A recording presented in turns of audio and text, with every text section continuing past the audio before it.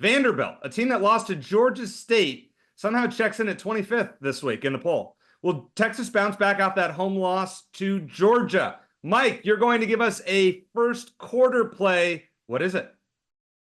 It's got to be Texas here. First quarter. You can find this currently -3.5, which is an absolute gift in a 7-3 game. I'll play it at 4.5. I'd play it at 6.5 as well. I expect Texas to at least score one touchdown in the opening frame of this game. One thing we know about Diego Pavia and Vanderbilt, though, they will not give up and they will not quit fighting, which is why I am not touching this full game spread on the other side. But I'm very confident Texas comes out with a lot of focus, a lot of intensity after the way that they lost that game to Georgia on their home field. We know that Vanderbilt is not going to be a threatening road environment at all. I know Vanderbilt's having a lot of success. There will probably be more Texas fans in attendance than Vandy fans. This is a true neutral site game and one where I think Texas ultimately will be able to operate at will on that opening drive or two. So give me Texas here in the first quarter, anything up to -6.5. Yeah, Mike, I know you're not going to touch it, but I'll touch it. I'll dunk it. And I'll dunk that alley-oop that you just threw because that's it. You ain't betting against Diego Pavia. I mean, that is a relentless leader who is going to be able to come out and get up off the mat and throw haymaker after haymaker after haymaker. You throw out a number like 18.5, and there are so many different ways that this can go, and yet Vanderbilt is the winner because maybe Vanderbilt does come out and they just sort of hang around. It's like a 7 to 10 point game all through, all the way down the final stretch. Or maybe it is a backdoor scenario where Texas comes out and it looks like they can just sit on it, but no, you cannot sit on it when you're going up against a team like the Commodores because, yes, EC, they did lose to Georgia State, and Georgia State's one of the worst teams in college football, but they also beat Alabama. They also went and they beat Kentucky. They also beat Virginia Tech. This Vanderbilt team has told us who they are, and they are a team that can be competitive against any opponent. And so, yeah, I will take those 18.5 points. You see this graphic? 1899, 1905, 19, like, listen, Vanderbilt knows how to get the job done versus Texas. Now, granted, that's back when we had like 6 states, but I get it. Here's the thing. With Diego Pavia, and I love how y'all brought up Georgia State like they're not in the Sun Best Conference. That's why they struggled against Georgia State. But Vanderbilt, to me, when you look at what they do well, they stay in the game. Chip talked about it. Diego Pavia, America's quarterback, they hang around.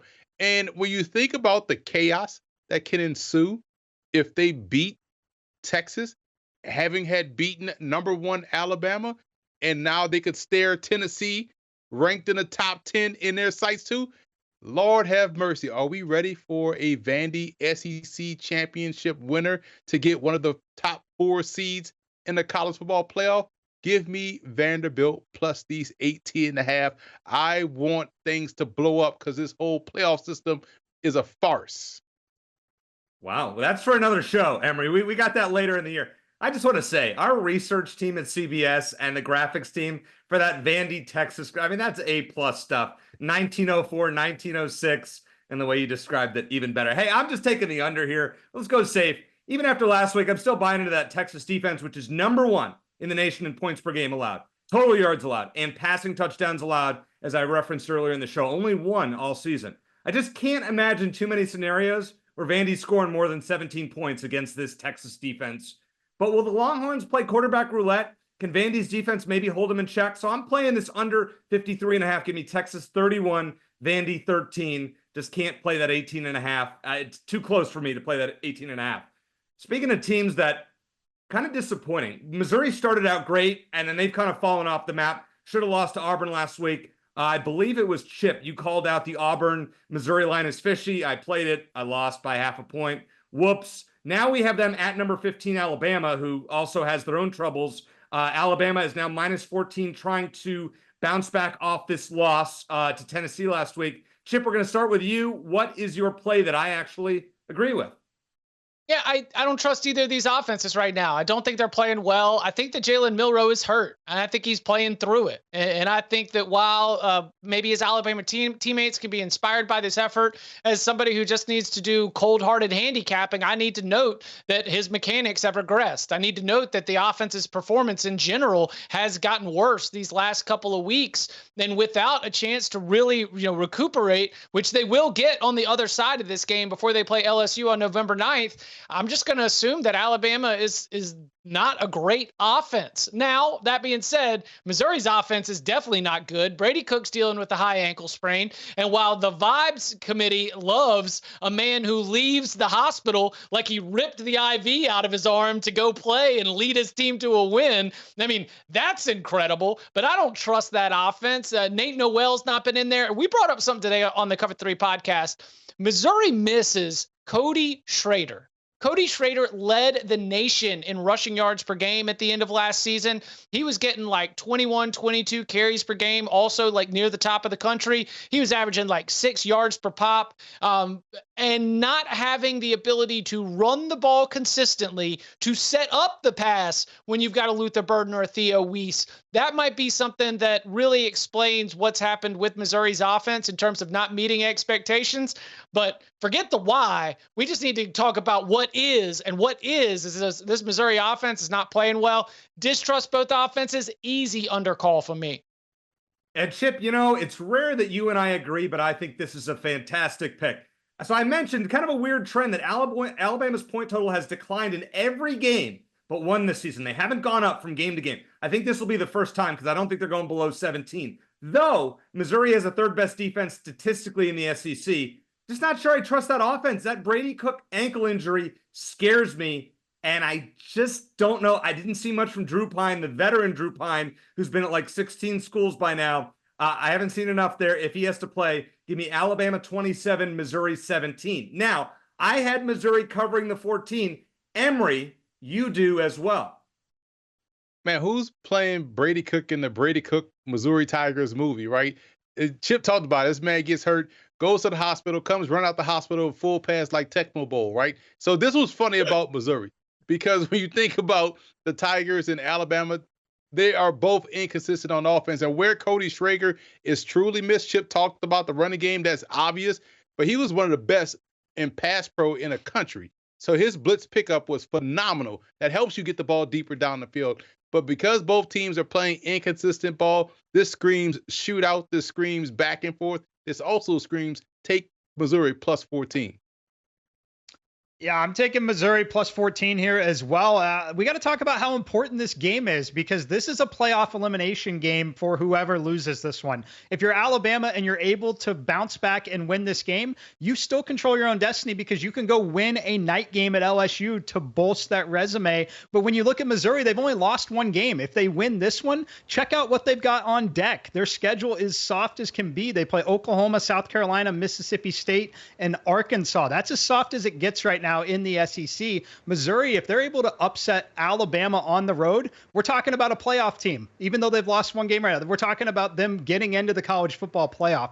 The stakes are incredibly high here. I do think both quarterbacks are playing injured, but to me, this is one where I personally think that you look at the receiving core on the Missouri side, they've got the talent. Will it surprise you at all if Burden makes a big play and scores big touchdowns in this game? Not at all. I think Alabama is struggling defensively right now, and I think it's going to continue. So I'll take the points here with Missouri. For the first time this year, we're giving out a fifth game to pick on this show, in addition to everything else that we do. We have number eight LSU at number 14 Texas A&M. It is the game of the week. And I promise you, before we give these picks, we put our picks in. We don't talk about it beforehand. There's no discussion. Emory, let's see which way you and the guys are leaning first. This has always been one of the more under-discussed rivalry games in college football. Before they even became conference opponents, they were, Southwest Conference, SEC. These teams used to play a lot, and there's a big following of this game in both Louisiana and Texas. They are both similar teams, in my opinion, to where I will lean toward LSU in terms of their quarterback play. He's been a little bit more consistent than what we've seen from A&M. And Nussmeier and how he plays in critical situations toward the end of the game has been excellent. But I like the fact that LSU has balance. And once they lean into their balance, they're very tough to slow down. Defensively, both teams are playing about the same. They're playing a little bit better than they played last year, especially LSU. So this short spread number on the road is basically just for them going to College Station. I like LSU. They're the better team, so I'm taking them plus 2.5. I'm right there with you. It's LSU for me. I think it's time to talk about this LSU defense. I actually think they're for real. They have made massive steps forward this season, and it's really because they've been able to generate a pass rush up to the top 15 in college football with very similar ratings to teams like Texas and Penn State, which are pretty impressive. But for me, it comes down to the Texas A&M passing game if they get into that situation. We can talk about how good they are on defense and against the run. We can talk about the 12th man. It is the best home field environment in college football, in my opinion, outside of LSU at night, is this next one at Kyle Field at night. So it is significant, but the passing game for A&M, if they're not playing from in front, they're in trouble here. Their run and pass block is a concern for me, especially when I talk about the this LSU offense as well. When I go to LSU on offense, Garrett Nussmeier is not a great quarterback under pressure. When he has time to throw, he's a top 5 quarterback in college football. When you give the man time to create, he is as good as it gets, in my opinion. I think he's going to have time here. This LSU offensive line has been phenomenal. So give me LSU. I think that they should be an absolute pick 'em in this game. The 2.5 is out of respect to Kyle Field, and I get it, but I'll take LSU here. UNITY, UNITY, 1, 2, 3 ball knowers out here taking LSU. So I think an investment in Connor Wegman requires an immense amount of trust. And not to unpack trauma, but I might have trust issues, okay? Because Connor Wegman against Missouri looks like he could be an all-SEC kind of quarterback. Then all of a sudden you take Connor Wegman against Mississippi State, and you're like, can we go back to Marcel Reed? I mean, this is a quarterback that has been so wildly inconsistent, you can't bet on him.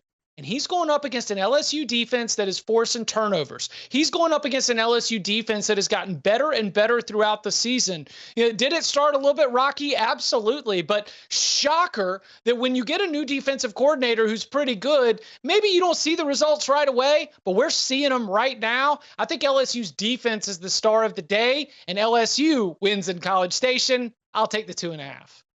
All right. Well, the graphics team's going to have the graphic ready for EC Island next week. I'm either going to be drinks on the house or waving the white flag. I'm going Texas A&M minus 2.5 because the home team has won 7 straight in this series. Now, as the guy said, I wish I trusted Connor Wegman more. He's not great, but if he can play a solid game, just don't turn the ball over, I'll feel a lot better about this pick. I do trust A&M's defense more than I trust LSU's. And I trust that home field advantage that Mike spoke about